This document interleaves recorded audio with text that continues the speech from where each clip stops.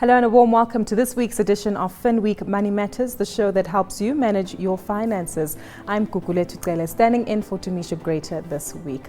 While today we'll certainly bring you insights into the Telecoms startup that we're profiling today, which is ReWare, and about the rapid adoption of smartphones and how they're bringing affordable devices to value-conscious consumers. People like me, and maybe with the rising interest rate cycle, now's not a bad time to start looking at that option. We also look at the performance of the listed property group Resilient, which has been outperforming the index. What keeps driving that particular stock on the app? While Mushima Kama will give us her insights and analysis on that particular equity stock. And later in the show, we're joined by a panel of experts to discuss the hotly contested new retirement laws, what they mean for you and what the benefit might be. Well, with this conversation will not take place in isolation without your commitment as well as your comments. So please do send your feedback to moneymatters@abn360.com.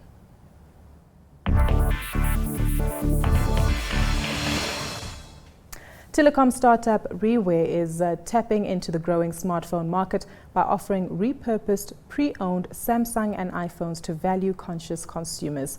ReWare sources phones internationally, which are then repurposed and sold to South African consumers at affordable prices. With us in studio today is Nothando Moleketi, who's the co-founder of ReWare. Good to have you with us today. Thank you for having me. It's a fantastic initiative, and one that when I read about it initially, I was a bit surprised as to how people might actually repurpose hardware, as the name of the company suggests. But how did ReWare come about?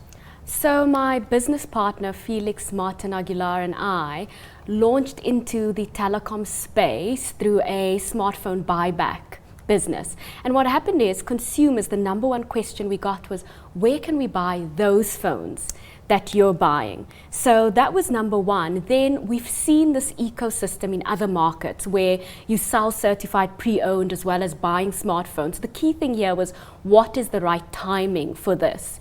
That coupled with the fact that the online classified sites, you see a lot of buying and selling. So we thought, let's formalize this and use a strong retail footprint. So that's more or less how it came about.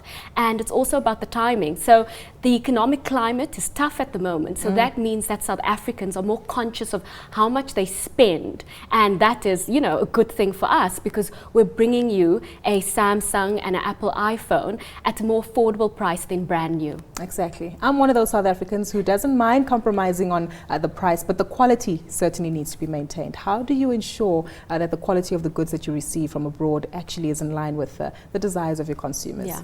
I mean, for a new brand, that's the most important thing, is the quality and building trust. So number one was the brands that we chose. So we chose the leading brands, which are Apple and Samsung.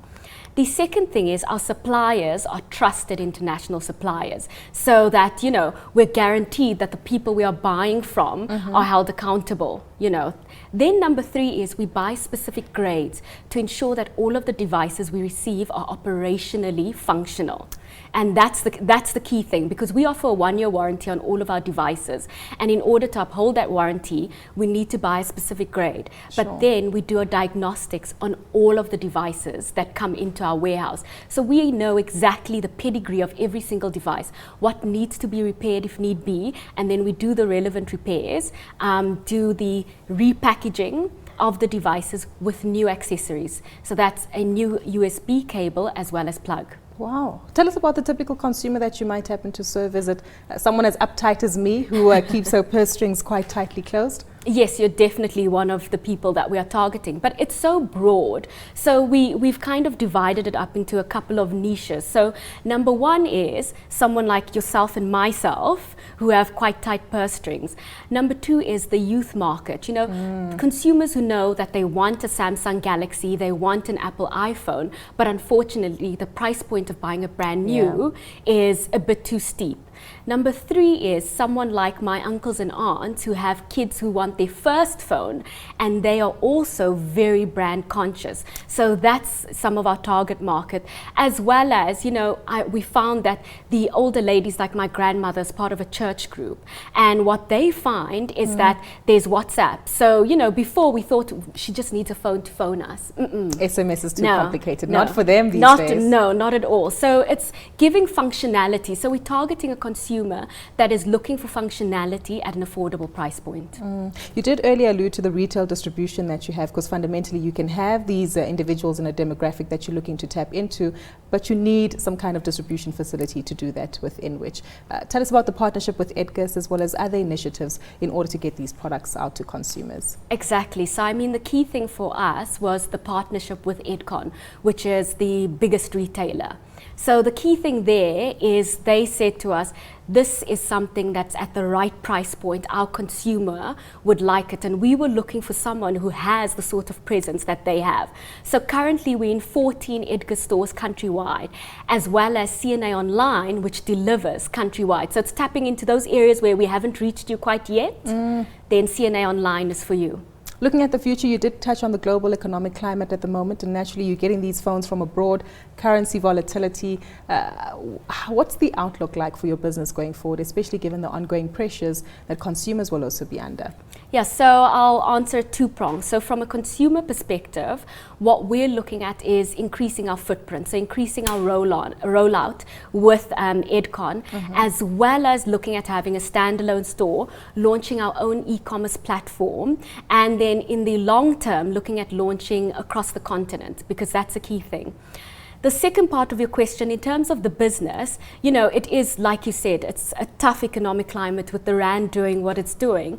But the key thing here is having suppliers who understand the price fundamentals of our market, as well as understanding as new phones come out, the price point of the older phones does come down slightly. So we can manage that and get to a price point that's appealing to the South African consumer. Nothando, we wish you all the best going forward in your endeavors, and I certainly hope that there will be increased traction when it comes to ReWare. Thank you very much for your time. That was Nothando Moleketi, who's the co-founder of ReWare.